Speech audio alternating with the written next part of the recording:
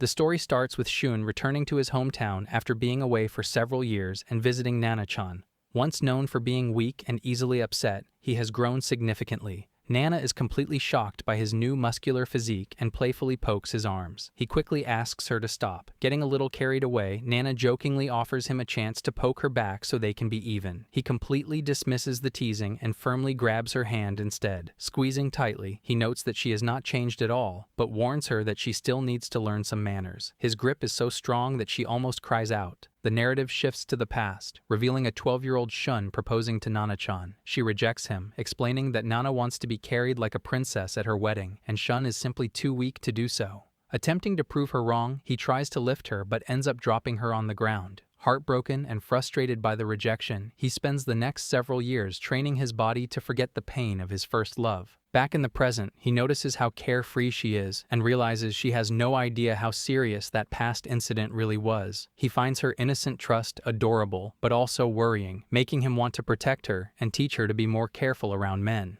As he pulls her up the stairs, Nana complains that his forceful grip is hurting her. He immediately apologizes, but she simply asks him to hold her hand properly instead of dragging her. Her sweet request makes him blush, and he gently takes her hand, realizing the feelings he tried so hard to forget have fully bloomed once again. He reflects on his original reason for visiting, having initially believed that seeing her again would settle his broken heart and prove that love simply wasn't worth the trouble. They soon head inside her room. Nana warmly welcomes him, happily recalling how they used to play there together. When Shun mentions that the space feels much different than before, Nana playfully attributes it to his massive growth spurt. He then notices a familiar plushie on display. She points it out, reminding him that it is the exact same toy Nana gifted him right before he moved away. Looking at it, he smiles inwardly, remembering how dearly Shun still treasures his own because it came from her. Her tone then turns sincere. Nana confesses that his complete silence right before he left felt like a bitter breakup. Believing they would never cross paths again, she expresses her genuine joy at his return and warmly welcomes him home. Blushing deeply, he softly replies that he is back. His heart absolutely refuses to stop fluttering, making him realize that trying to run away from his feelings is completely useless. To break the tender tension, she excuses herself to go fetch some tea. Shortly after, Nana returns with cold tea and wonders what Shun meant earlier about needing to re-educate her. Shun awkwardly says that her current outfit looks a bit too childish and suggests wearing something more decent. Nana defends her choice, saying she hates the heat and prefers dressing functionally. Shun argues that dressing so casually makes it hard for people to take her seriously, suggesting she simply use the AC or wear a proper skirt to stay cool. Dismissing his advice, Nana insists that personal comfort matters far more to her than other people's opinions. She admits people have stared at her before, but confidently claims she knows how to defend herself. He finds this far from reassuring, but assumes she has already thought it through. Suddenly, his mind drifts back to their childhood, remembering a time he wondered why she wanted to be friends with him, only for her to warmly reply that she simply wanted to know him better. Shaking off the nostalgic memory, he brings the conversation back to the present. He points out that even if she feels safe, people who care about her, like her parents or perhaps a boyfriend, might still worry about her dressing so casually. At the mention of a boyfriend, Nana laughs and clarifies that she does not have one. He feels an immediate, massive rush of relief. However, the tension instantly spikes again when she turns the question on him, wondering if he currently has a girlfriend. He gulps nervously, his heart racing as he desperately wonders if her question hints at deeper romantic feelings. He briefly teases her by pretending to wonder if he has a girlfriend. This causes her to panic, as she realizes that if Shun is actually taken, Nana definitely should not have been playfully poking his muscles earlier. Nana nervously admits he was right to warn her about physical boundaries. Quickly dropping the joke, he clarifies that he is completely single. He explains that he only warned her earlier because he worried she was that physically affectionate with everyone. Staring at her earnestly, he confesses that he actually does not mind it at all when she touches him. His bold admission makes her blush furiously. Flustered by the sudden shift in mood, she points out that he never used to speak to her in such a serious tone. Just as the romantic tension reaches its peak, they are abruptly interrupted by the sound of her mother calling out from the front door. Relieved by the sudden distraction, she immediately uses her mother's arrival as an excuse to hurry out of the room. Left completely alone, Shun intensely regrets his forwardness. Believing she ran away just to avoid him, he anxiously sits in silence and wonders what Nana thinks of him now. Her mother enters the room and expresses amazement at how much he has grown. He politely apologizes for arriving empty-handed, but her mother warmly brushes the concern aside. Much like her daughter earlier, her mother is immediately fascinated by his muscular physique and playfully begins poking his arms. Mortified, she shouts at her mother to stop immediately. Catching on quickly, her mother teasingly asks if Nana had also been poking him. Flustered, she defends herself by blurting out that Shun previously said he was perfectly fine with it. He sheepishly confirms this is true. Observing their incredibly awkward but sweet dynamic, her mother secretly concludes that this must be the power of young love. Trying to keep the conversation going, Nana's mother invites him to stay for lunch. Nana excitedly supports the idea, but Shun politely hesitates. Mistaking his refusal for modesty, her mother insists he should not hold back. While Nana wonders if he is worried about his strict diet, she quickly reassures him that her mother is a nutritionist and adds that she wants to help cook so she can learn what kind of food he likes these days. Touched by her sincere interest, Shun finally accepts the invitation. Both women brighten immediately, while her mother quietly watches them with the look of someone already imagining him as part of the family. After her mother finishes cooking, she apologizes for the wait and tells them to enjoy their meal. He thanks her, and as he starts eating, she eagerly wonders how the food tastes. Shun assures her it is delicious, much to her delight. Her mother then wonders if this is his first time living alone. He confirms that it is, explaining that he rented a nearby apartment to avoid bothering his grandparents. When she brings up his job, he reveals that he was recently hired as a new employee at the city hall. Her mother is impressed and proudly mentions that her daughter will also be starting a new job as a kindergarten teacher this spring. Nana agrees, adding that while she is happy he got a job, she feels lonely when they are not hanging out together like they did as kids. Shun admits that he does not know many people in the area yet, so he is glad they reunited. Smiling, she agrees and immediately suggests they hang out this weekend. He is surprised by the quick invitation. Suddenly shifting her focus, she points out that he left the carrots on his plate, teasing him for still disliking them. He awkwardly defends himself, claiming he can eat them if he cuts them into smaller pieces first. Dismissing his excuses, she pokes a piece of carrot with her fork and tells him to open his mouth. He tries to refuse out of embarrassment, but she insists until he finally relents. Blushing hard, he accepts the bite. She affectionately praises him for doing a good job and happily continues feeding him. Watching the intimate exchange, her mother wonders if the two of them have forgotten she is even there. Even without eating much of her own food, she suddenly feels completely full just from watching their sweet dynamic. As Shun prepares to leave, Nana stands outside to see him off and warmly thanks him for visiting. She hands him a slip of paper with her contact information and reminds him to add her later. He reflects that he originally came to overcome the heartbreak of his first love, never expecting the day to end with them exchanging numbers. Seeing that she is just as bright and cheerful as she was in the past, he realizes she effortlessly closes the distance between them and makes his heart race, even if she has seemingly forgotten their history. Suddenly remembering her old wish, he reaches out and effortlessly lifts her into a Princess Carrie. Startled, Nana cries out in surprise. He confidently assures her that he will not drop her this time, playfully noting that her childhood dream has finally come true. After gently setting her back down, he brushes it off, telling her it is perfectly fine if she does not remember the incident.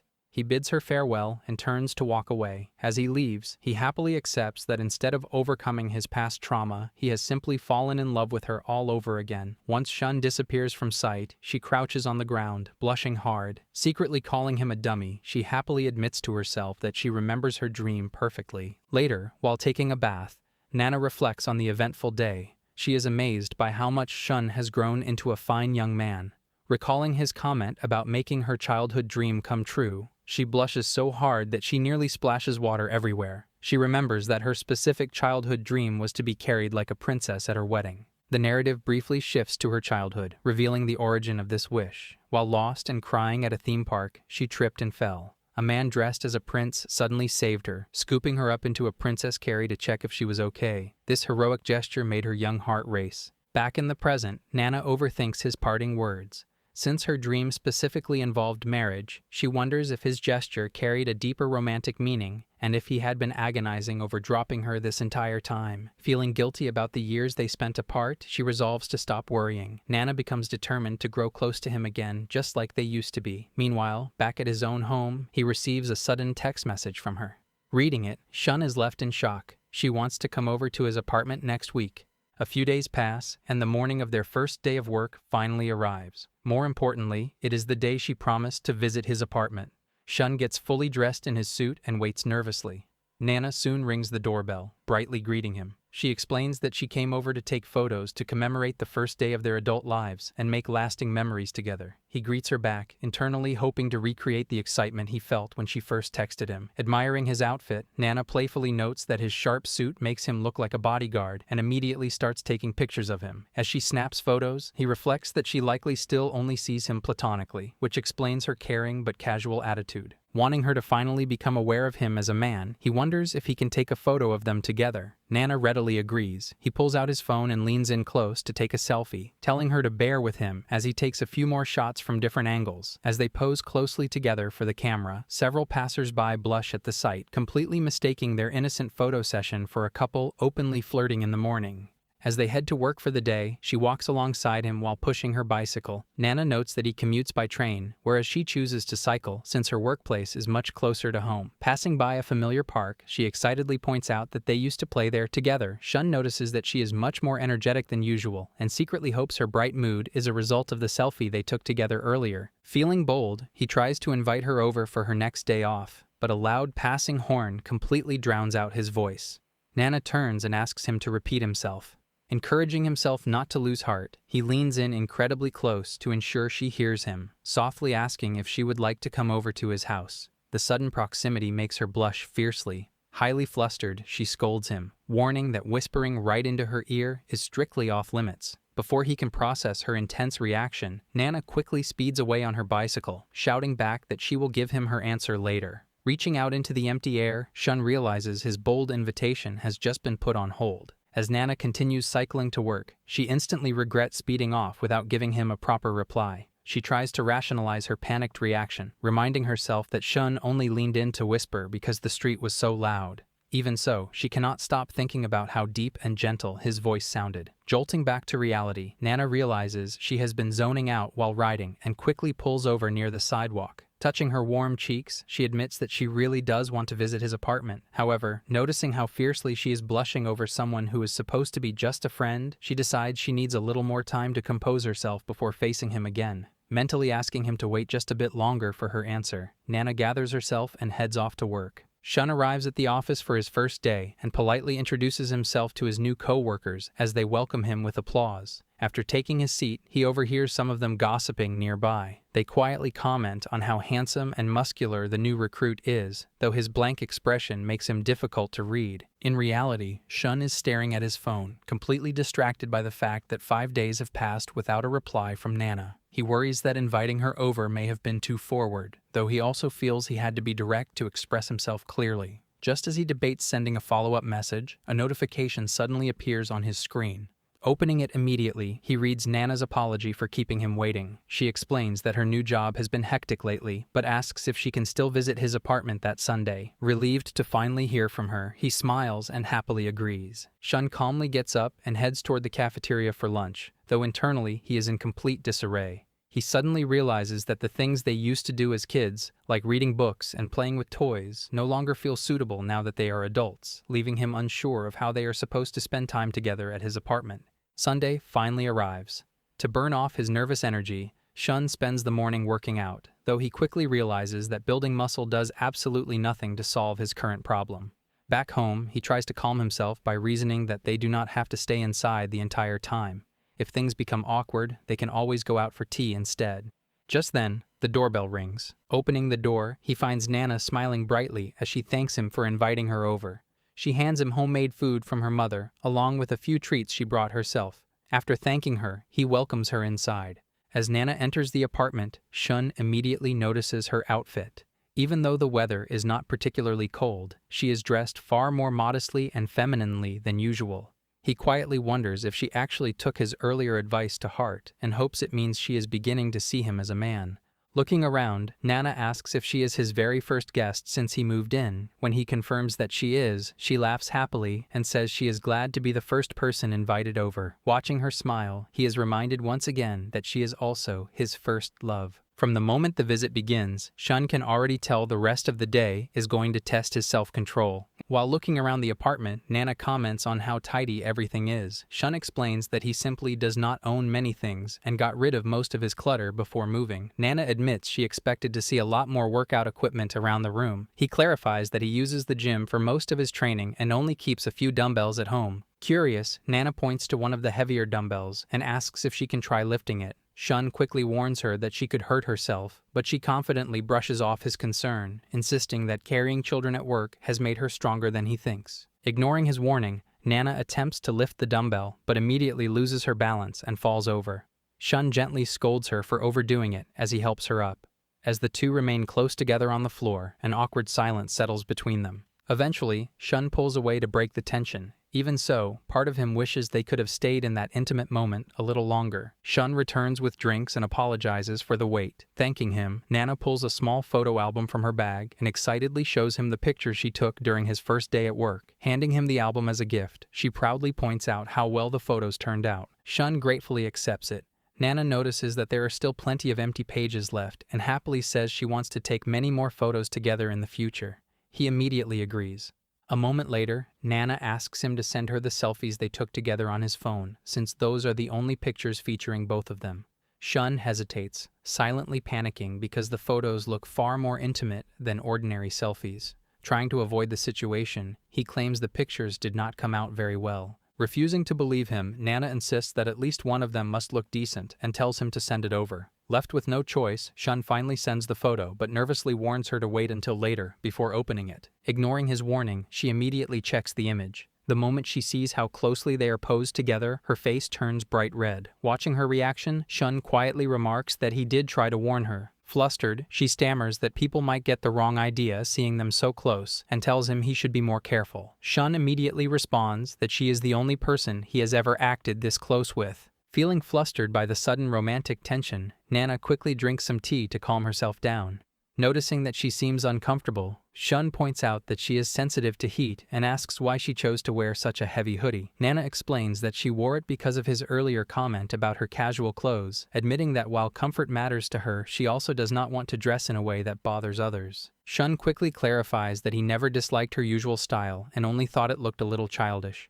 Realizing she changed her clothes just because of his opinion, he feels guilty and gently tells her she does not need to force herself to wear the hoodie if she is too warm. Completely embarrassed by his kindness, Nana hurriedly announces that she is going to change in the other room. Before leaving, however, she turns back and insists that if she is going to wear short sleeves, then he has to change into short sleeves too. He is left stunned by the sudden demand. Following her request, they both change into short-sleeved shirts. Enjoying the cooler temperature, Nana asks if Shun feels better now. However, the moment she sees his muscular arms fully exposed, she immediately tells him to put his extra layers back on, admitting that seeing his arms makes her want to poke them again. Shun smoothly tells her she does not need to hold back and gently guides her hand to his arm. Happily accepting the offer, Nana pokes his muscles and comments on how comforting they feel. Amused by her reaction, he teasingly points out that she barely has any muscle herself. Nana immediately pouts, her face turning red with embarrassment. Watching her reaction, Shun struggles not to blush too. As the playful mood settles, Nana brings up his parting words from their previous hangout. She admits that even though he told her it was fine to forget, she still remembers her childhood dream clearly. Recalling how she once wanted to be carried like a princess at her wedding, she finally asks if that dream is the reason he trained his body so intensely. Shun recalls that his intense training really did begin the day she broke his heart. Although he wants to admit the truth, he worries that spending 15 years training for her sake might sound overly intense. He briefly considers making up an excuse about wanting more confidence so she would notice him, but fears saying the wrong thing and ruining her impression of him.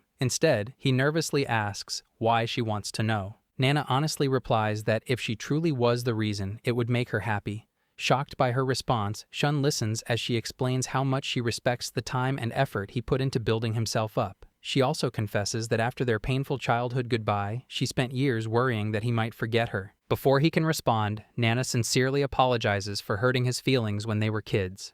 Moved by her acceptance, Shun gently pulls her into a hug and tells her she never needed to apologize. He admits that hearing her words makes all those years of training feel worthwhile. Smiling warmly, Nana hugs him back and jokingly calls it their official make-up hug after 15 years apart. Though he says nothing, Shun quietly holds her closer, knowing the hug means far more to him than simple reconciliation. As they remain in each other's arms, he quietly thinks about how perfectly Nana fits against him. After a moment, she softly asks if he can let go. He quickly apologizes and pulls back, assuming the lingering hug made her uncomfortable. Nana immediately corrects him, admitting that being in his arms feels so comfortable that it is making her emotions feel strangely overwhelming. Though confused, he sincerely tells her he does not mind staying like that if it makes her feel safe. Flustered by his straightforward response, she scolds him for completely missing the point. Realizing his mistake, he respectfully steps back and gives her some space. With a gentle smile, Shun tells her that whenever she is ready, his heart will always be open to her. Completely embarrassed by the line, Nana demands to know when he learned to say such cheesy things. Watching her panic, he can only think about how cute she looks, even when she is upset. Still flustered by his smooth lines, Nana warns him that Shun cannot just say such sweet things so easily, as it might create misunderstandings or false expectations. Noticing that she refuses to look at him, he assumes she is genuinely angry. He privately worries that he might have hurt her feelings, even though his bold words came naturally to him. Desperate to cheer her up, he stands up and heads to his closet. He pulls out the familiar plushie she gave him years ago and presents it to her. Nana is completely speechless at first, amazed that Shun kept the toy this entire time. He admits that he keeps it hidden in the closet since it is slightly embarrassing as a room decoration, but he promises that he has carefully kept it with him through every single move. He uses the treasured plushie to prove that while his words might sound simple, he truly pours his heart into everything he says to her. Touched but still trying to hide her embarrassment, she pouts and complains that he is using a toy to treat her like a child. He quickly denies this and playfully asks if he should start treating her like an adult instead. Completely flustered by his teasing, Nana immediately shoves the plushie directly into his face and rejects the offer. Muffled by the stuffed toy, Shun humorously reflects on how quickly she changes her mind about what she wants. Once they settle down, Shun mentions having an early shift the following week and worries about oversleeping. Nana asks if he is an early riser, and he confirms that it is actually one of his strongest traits. Despite his initial panic before her arrival, they end up chatting comfortably, and the time passes in the blink of an eye. Looking out the window, she suddenly notices it is already evening. Shun invites her to stay and eat dinner with him, but she politely declines, pointing out that he has work the next day and she should not overstay her welcome. Nana promises they will get together again sometime, which he happily agrees to. He feels a deep sense of relief at her promise, reflecting that unlike their childhood when they could play every day without any plans, they now have to make actual arrangements as adults. He decides to walk her home. Along the way, Shun bravely asks when he will get to see her again. Her eyes widen in surprise, but Nana quickly notes that her weekends are usually free and asks if he minds giving up his free time for her. Shun eagerly assures her that it is perfectly fine. Internally, he desperately wants to confess that he wants to spend as much time with her as possible, but he decides it is still too early to be that bold. She happily accepts his answer, suggesting they can hang out late on Saturday since she has a welcome drinking party at work on Friday. Surprised, he asks if Nana actually drinks. She reminds him that she is an adult now and does drink a little. Instantly worried that it might be dangerous for her, Shun abruptly announces that he will come pick her up after the party. Nana protests, insisting that Nana is no longer a kid and is perfectly capable of making it home safely at night. Refusing to back down, he firmly grabs her hand and insists on being there, secretly resolving that there is absolutely no way he will allow her to walk home alone at night while drunk. Friday finally arrives, bringing the highly anticipated welcome drinking party. At the gathering, Nana is asked to formally introduce herself.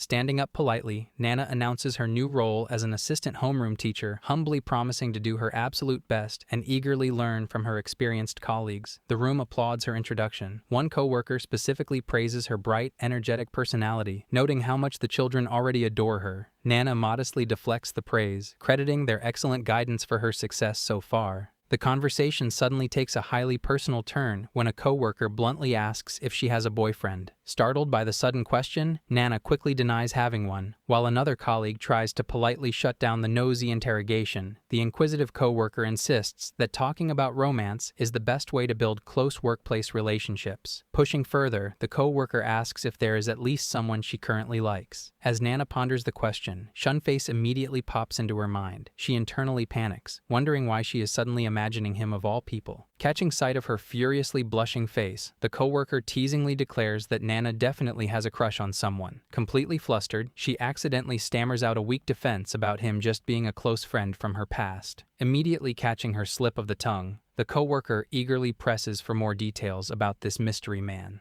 Watching her crumble under the pressure, the other teachers quietly note how incredibly easy it is to read her. Meanwhile, entirely unaware of the workplace gossip, Shun aggressively trains at the gym to pass the time while waiting to pick her up. The waiter arrives and serves the drinks, thanking them for waiting. A coworker immediately turns to her, asking what kind of person her childhood friend actually is. Taking a sip of her drink, she thoughtfully replies that he is rather quiet, but incredibly kind and always willing to listen to her. She also makes sure to point out that he is really muscular now. Nana explains that he used to be a small, thin boy, so she was completely shocked when they reunited for the first time in 15 years, and she saw how much taller and more muscular he had become. Astonished by the massive time gap, the coworker asks for clarification. Nana confirms they moved away when they were kids, but he recently got a job in the area and moved back. The coworker teasingly notes that he must have been dying to see her again before pressing for details on exactly how ripped he actually is. Nana enthusiastically replies that his muscles are obvious even through his clothes, adding that he has a great sense of style and his pecs are especially nice, even if he looks a bit serious.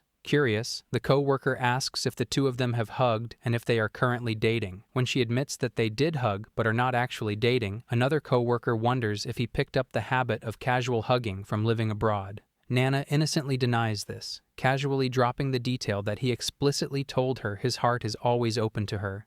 Absolutely stunned by her density, the co-workers ask if she is completely sure they aren't dating. When she confirms they are just friends, a co-worker gives her a serious warning. The colleague advises that while it might sound meddlesome, he seems like a highly appealing man. If she does not act quickly, someone else might snatch him away. The stern warning leaves her completely shocked. Meanwhile, Shun continues his heavy workout at the gym to pass the time while waiting to pick her up. As Nana tries to process the teacher's warning, another coworker steps in to explain. The coworker clarifies that the teacher isn't trying to scare her, but is simply speaking from the painful experience of having her own longtime boyfriend cheat and immediately marry the other woman. Another colleague gently interrupts the sad story, advising her that since even a slight miscommunication can destroy a strong bond, she needs to deeply cherish her current relationship. Nana agrees, internally realizing that she had not even considered the possibility of their newly rekindled relationship falling apart. The mere thought of losing him again leaves her deeply unsettled. Noticing her distressed expression, a coworker teases her for already missing him. Fired up by the teasing and her own realization, she abruptly stands up and loudly declares that she never wants to be separated from him again. She announces she is going to tell him exactly that when they meet up. Shocked, her co-workers ask if they are meeting right now. She proudly explains that he insisted on picking her up because he worried it would be dangerous for her to walk alone at night. Astounded by his incredibly overprotective nature, the teachers eagerly wonder what kind of man he actually is. Meanwhile, Shun receives a text from her saying the party is over and she is heading to their meeting spot. As he waits, he suddenly spots her excitedly waving at him. She eagerly sprints toward him through the busy crowd, completely ignoring his panicked shouts to slow down and stop running. Without hesitation, she throws herself directly into his arms for a tight hug. Flustered and slightly freaking out, Shun asks if something happened to upset her. Snuggling into his chest, she simply replies that she desperately wanted to see him. Watching from a close distance, her stunned co-workers observe the highly romantic scene, muttering to themselves that this must be the infamous man, and noting how quickly the two of them resorted to public hugging. As she clings to him in a tight hug, Shun wonders if Nana truly missed him that much during their short time apart. Shun notices that despite being quite drunk, she is uncharacteristically quiet and flustered. Just then, her co-workers approach to formally introduce themselves. They explain that she may have had a bit too much to drink and safely hand her over to him. He politely introduces himself as her close friend. One of the co-workers teases him, mentioning that they spent the entire evening hearing about how kind and muscular he is. Another colleague playfully admires his handsome appearance, jokingly commenting that she would love to have a boyfriend just like him. The joke immediately triggers a wave of drunken possessiveness in her. Nana suddenly shouts a protest, boldly declaring that Shun belongs to her and no one else can have him. Stunned by her bluntness, he asks for clarification. She looks at him directly, clarifying that he is the only person she ever wants by her side. Shun is left completely reeling, wondering if she even realizes the weight of the romantic words she is saying. Feeling like complete third wheels in the face of such an intense public display of affection, the co-workers decide it is time to make a quick exit. They jokingly mutter about needing a strong cup of black coffee to wash down the overwhelming sweetness they just witnessed, leaving the two of them alone in the night. After her co-workers bid them farewell and depart, Nana warmly thanks them for the night and turns back to him with a bright smile. He suggests that they should start heading back, and she agrees. Internally, Shun feels a strong urge to spend more time alone with her, but he quickly suppresses it. He reminds himself that Shun gave his word to her family to get her home safely, and maintaining that trust is his top priority. As they begin their walk, Nana asks if he has already eaten dinner. When he confirms that he has, Nana impulsively suggests going out for another drink at a fancy place she knows. He gently declines, explaining that alcohol isn't good for his muscle growth and reminding her that she has already had quite a lot to drink. He suggests that she should call it a night for her own well-being. She hesitates, looking disappointed, and asks if they really have to go home so soon. Seeing her face flush with a mix of alcohol and shyness, Shun finds her drunken behavior so adorable that he begins to doubt his own self-restraint. Sensing his hesitation, Nana quickly apologizes for being selfish and agrees that they should just head home for the day. Boarding the train to head home, she immediately grabs his hand as they sit down together, leaving him entirely flustered. Shun internally panics, feeling like Shun might genuinely run out of breath just from looking at her in such a vulnerable state. After eventually exiting the train station, Nana lets out a sleepy yawn. Shun feels relieved that they finally arrived, though he is highly aware that she refused to let go of his hand the entire ride. He gently points out that she does not need to cling to him so tightly while they walk. She easily dismisses his concern, happily slurring that staying close to him is simply too comfortable to give up. He asks if Nana always gets this incredibly affectionate when she is drunk. She admits she isn't sure, but notes that being this close feels quite fun. Curious, she asks what happens when he drinks alcohol. He explains that he has a high tolerance, and his demeanor does not really change. She pouts at this revelation, complaining that it would be funny and cute to see his usually serious, dependable face get all soft and weak. He immediately worries that Nana dislikes his serious expressions, but she quickly corrects him, praising him for being cool and reliable. Smiling warmly, she suddenly asks him to bend down for a second. Confused, Shun complies and lowers his height. Nana immediately wraps her arms around his neck in a tight hug, affectionately noting that the way he obediently softens up just for her is incredibly cute. Her bold, unexpected embrace leaves him blushing furiously under the night sky. As they continue their walk home after the drinking party, the surprise hug completely shatters his composure. Flustered beyond belief, his mind races as Shun frantically mutters to himself about abandoning their walk and just whisking her away to a nice restaurant instead. Noticing his frantic whispering, Nana pouts and demands Shun talk to her. Trying to hide his racing thoughts, he quickly makes up an excuse, claiming he is simply deeply focused on his future plans and cannot talk right now. Suddenly spotting her house in the distance, Nana points it out, softly noting how fast time flies when it is just the two of them heading home together. Shun agrees out loud, though internally Shun laments that they have already reached their destination. Before heading inside, she bows politely and sincerely thanks him for walking her home. She expresses deep gratitude that he stayed out late just for her, despite being exhausted from work, noting how incredibly happy she is to spend time with him. Framed through the innocent lens of their long history together, Nana tells him how rare it is for two people to take care of each other this much, adding that she wants to return the favor by treating him with even more kindness than he has shown her. Hearing her say such genuinely sweet things, Shun struggles to even look her in the eye. He internally agonizes over the fact that his intense feelings for her are absolutely not rooted in innocent kindness, but rather in a rapidly blooming sense of deep romantic desire. Pushed to his absolute limit by her sweet promises, he suddenly challenges her. Shun boldly demands to know exactly how she plans to treat him with so much care, insisting Nana tell him right then and there. Nana hesitates, sweetly offering to be there for him whenever Shun is troubled or to give him advice whenever Shun is feeling down. He tests her resolve, asking if that means she will do absolutely anything to help him. Chuckling at his sudden intensity, she gently urges him to tell her what is wrong. Shun warns her that if he actually tells her what he wants, she will likely just run away in panic. Internally, he reasons that dropping a heavy romantic confession right now would only scare her, especially since her drunken state means she would not fully grasp the actual weight of his feelings. Nana promises not to run away and earnestly begs him to tell her what Shun desires so she can do her best to help. However, he turns away, realizing he cannot handle pushing the conversation any further. He quickly assesses their surroundings, noting that they are standing directly in front of her house.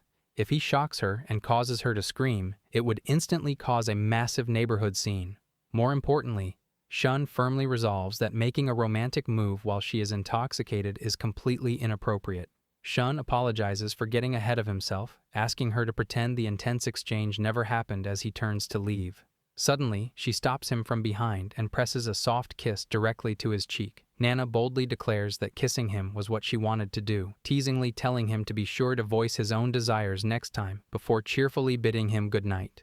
Left completely shell-shocked with his face burning bright red, the small sliver of reasoning Shun had just managed to regain is instantly crushed by her overwhelming boldness. The next morning, Nana wakes up at home and immediately remembers everything from the night before. She completely panics, recalling how she boldly kissed Shun on the cheek. As she thinks back to how lonely and slightly vulnerable he looked, along with how his quiet but more assertive side affected her, she becomes overwhelmed by her own thoughts. Trying to calm herself, she reminds herself that a kiss is something she would only give to someone she truly likes.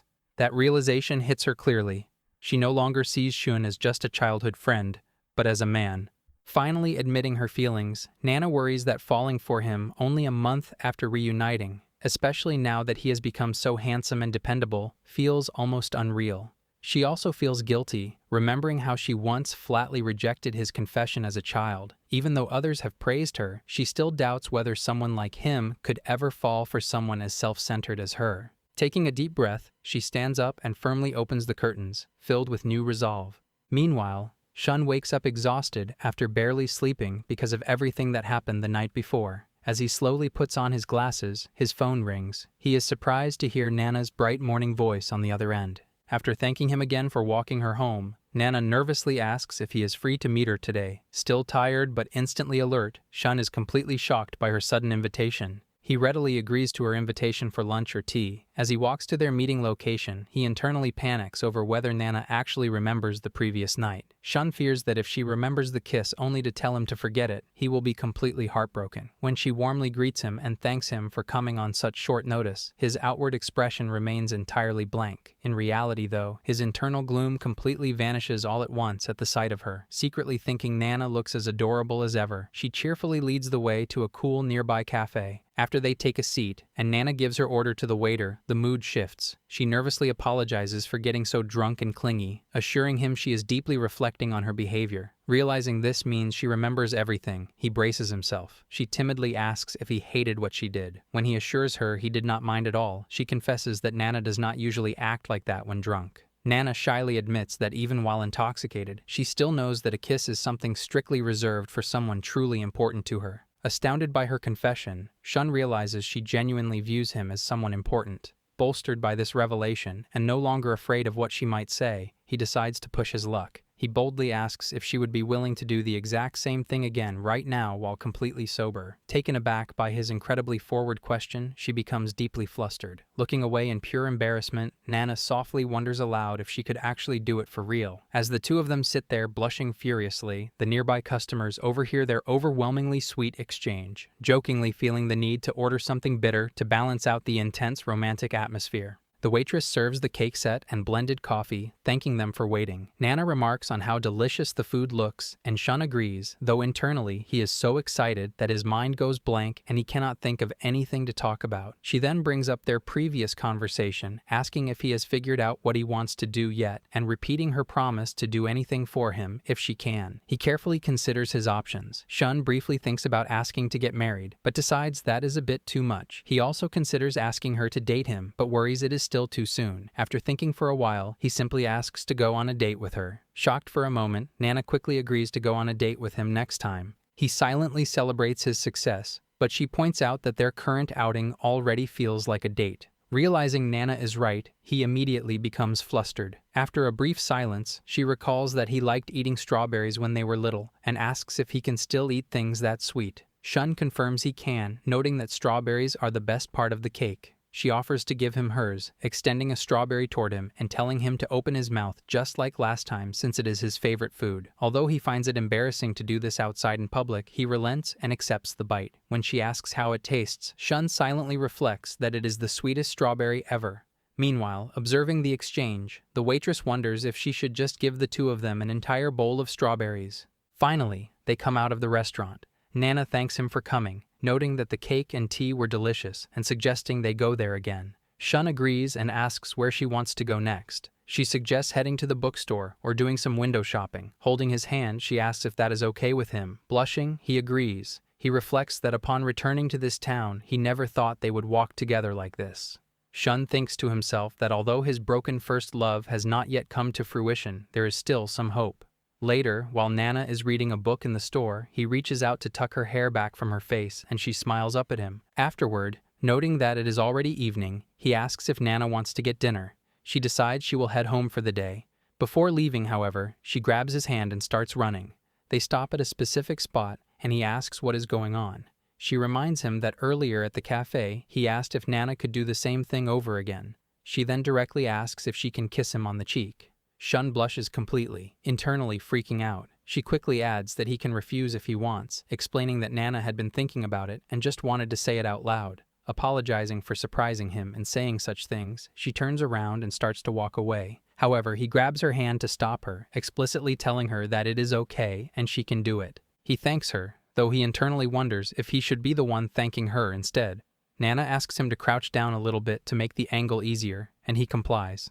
As he waits, he thinks to himself that she is actually going to kiss him on the cheek. Shun realizes that regardless of whether she truly likes him or not, he cannot help but have high hopes. His thoughts are abruptly cut off when she announces she is going for it. Nana leans in to kiss his cheek, but he suddenly shouts for her to wait. Assuming he changed his mind, she asks if he really does not want her to do it. He quickly clarifies that he did not mean that at all. He explains that since she kissed him on the left side last time, he wants to request that she kiss him on the right side this time. Nana giggles and agrees to the request, noting that she is actually very happy about it. When Shun asks why, she explains that since the first kiss was something Nana forced on him entirely on her own, she wouldn't have blamed him for disliking it or feeling forced. His specific request shows he is actively participating, which makes her glad. She proceeds to kiss him on the cheek, reiterating how happy Nana is. Blushing intensely, he silently thinks about how incredibly cute Nana is. She then turns around and suggests they get going. As she moves, Shun internally notes that his heart is beating so fast he cannot even react. Suddenly, Nana cheerfully suggests that they choose the location for their next date on their way home. Her words make him incredibly happy. Shun reflects that he still has a chance with her, resolving not to rush but determined to catch this glimmer of hope before it gets away. With that, they continue their walk together. He happily reflects on how he actually managed to secure a first date with his first love, unable to stop thinking about all the places they could go. He asks if there is a specific place she wants to visit. After thinking for a moment, Nana suggests hiking. He is internally surprised by the idea of a mountain. She explains that since he likes quiet places and it would be a great thigh workout, it seems like a perfect fit. Shun privately worries that a hike will not be romantic at all and tells her she does not need to cater specifically to his preferences. She assures him that Nana enjoys moving around and likes the idea of visiting places he does not usually go. She sweetly adds that struggling a little bit alongside him sounds like fun, promising to make an awesome bento lunch and suggesting they visit a hot spring afterward. Her words deeply move him. Shun internally agrees that any struggle would be fine as long as he is with her, though he also notes that her casual suggestions are driving him crazy. Shun agrees to the hiking plan, which makes her incredibly happy. He cannot wait for the date, desperately wanting to express his feelings with his whole heart. Acknowledging that they do not have that kind of relationship yet, he resolves to properly confess to her so he can finally share his true feelings. When the day of the date finally arrives, Shun stands outside her house with his backpack. He messages her a good morning to let her know he is just about to walk up. Shun internally resolves to carry as much of her luggage as he possibly can, eagerly anticipating her homemade bento. He rings the doorbell and announces his arrival through the intercom. A voice replies that they will be right there. However, when the door opens, he is greeted by an older man. Her father. Her father immediately recognizes him. From inside the house, Nana frantically shouts for her dad to wait. The story flashes back to her house the day before. Nana asks her parents where the large bento box is. Her mother searches and offers a stackable one instead. Nana worries the stackable box might be a bit over the top, but her mother insists that since it is her first date with him, Nana needs to put a lot of effort into the bento both inside and out. Overhearing this, the father is shocked to learn she is going on a date. The mother reminds him of her childhood friend who recently moved back to town for work. The father recalls the boy as being frail and quiet, internally declaring that dating such an unreliable wimp is absolutely unacceptable. Having already watched his eldest daughter quickly get married and leave home, he had hoped his gentle younger daughter would stay forever. Feeling bitter, he complains out loud about why Nana never makes homemade bentos for him. When she simply points out that her mother already makes his lunches, the father resolves to put out this romantic flame before it is too late. Snapping back to the present at the front door, the father is completely amazed by the man standing before him. Realizing how much Shun has changed, the father admits he hardly recognizes him. Determined not to falter from his protective stance, the father confirms they are going hiking today.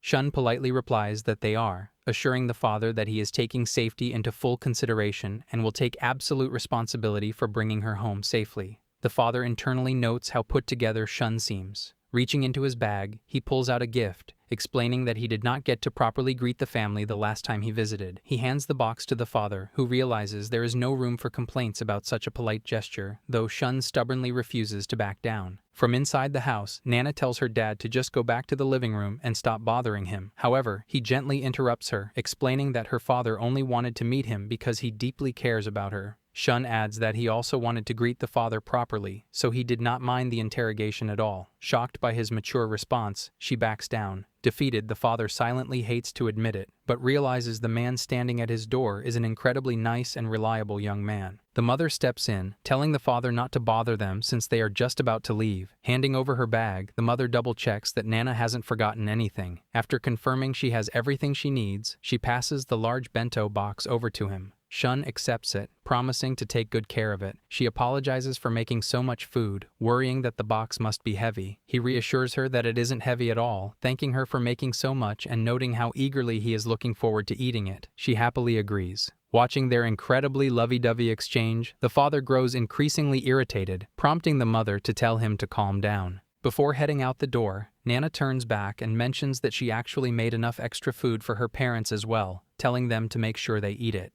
Shun then gently suggests that they should get going. Nana agrees, bidding her parents farewell. With that, they hold hands and exit the house together. As they leave, the father stews in his frustration, lamenting that his sweet girl is now at the age where she is bringing her boyfriend over. The mother casually points out that he is not actually her boyfriend yet. Shocked, the father argues that there is clearly something going on between them. The mother explains that their relationship is currently more than friends, but less than lovers. The father fiercely protests, pointing out that they were just holding hands like a couple. The mother simply notes that it seems nothing has changed since they were kids.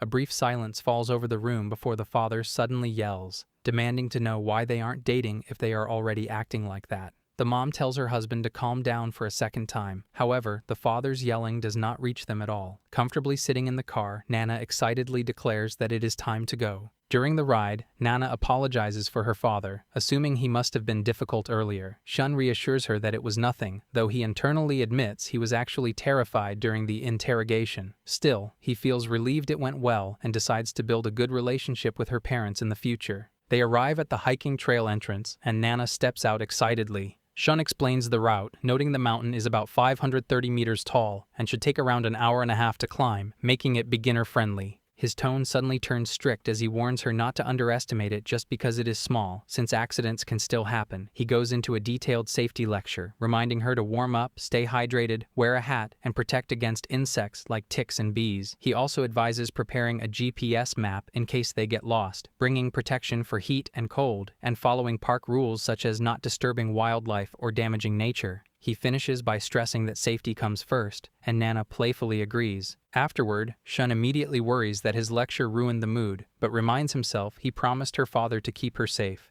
He apologizes for talking too much, and Nana reassures him it is fine and even important. She then jokes that facing the danger of hiking together might trigger the suspension bridge effect. Flustered, he agrees, and she happily says it will help them grow closer. Her words make him blush, and he admits she is right. Still excited, he prepares for their date to begin, though he continues giving her overprotective advice as they start the hike. Here I am.